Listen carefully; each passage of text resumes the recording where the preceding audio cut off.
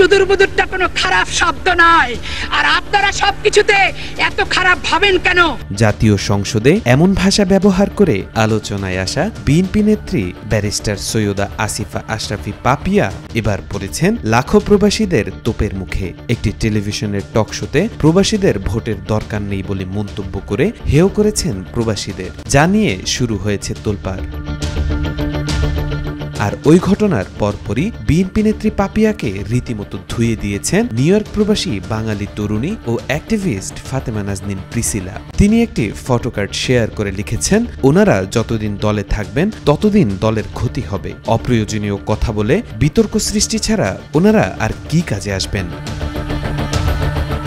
এরপর তাকে কটাক্ষ করে লিখেছেন, একটা প্লট দিয়ে ওনাদের অবসরে পাঠানোই কি বুদ্ধিমানের কাজ নয়? কেননা এর আগেও তিনি এমন উদ্ভট কথাবার্তা বলেছেন। আর ওই পোস্টের কমেন্টে প্রিসিলা লিখেছেন, জনগণ ভোট দেবে না দেবে এটা জনগণের একান্ত ব্যক্তিগত সিদ্ধান্ত। সে প্রবাসী না বড়লোক না ভিক্ষুক, এটা কোনো পরিচয় হতে পারে না খালাম্মা। আগের দিনের কথা ভুলে যান খালা, ভোটারদের এখন থেকে আব্বা আর আম্মা ডাকতে হবে। ক্ষমতা এনজয় করার দিন শেষ বলে মন্তব্য করেন প্রিসিলা। বিএনপির ওই নেত্রী এবং সাবেক সংসদ সদস্য বলেছিলেন, প্রবাসীদের পরিবার জমি ভিটা বিক্রি করে তাদের বিদেশ পাঠায়, তাদের দায়িত্ব হলো পরিবারের জন্য টাকা পয়সা পাঠানো। তাই বলে তাদের রাজনীতিতে অংশ নিতে হবে, ভোট দিতে হবে, তার কোনো দরকার নেই। প্রবাসীরা বলছেন, তার এই বক্তব্যে প্রায় 2 কোটি ভোটারকে অধিকার থেকে বঞ্চিত করতে চাচ্ছেন তিনি।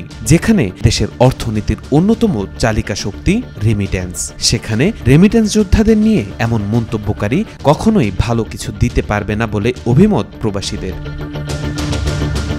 শুধু প্রিসিলা নন, বিএনপি নেত্রীর ওই কথার জের ধরে অনেক প্রবাসী ক্ষেপে উঠেছেন। এমনকি তাকে এই বক্তব্যের জন্য ক্ষমা চাইতেও আলটিমেটামও দিয়েছেন কেউ কেউ।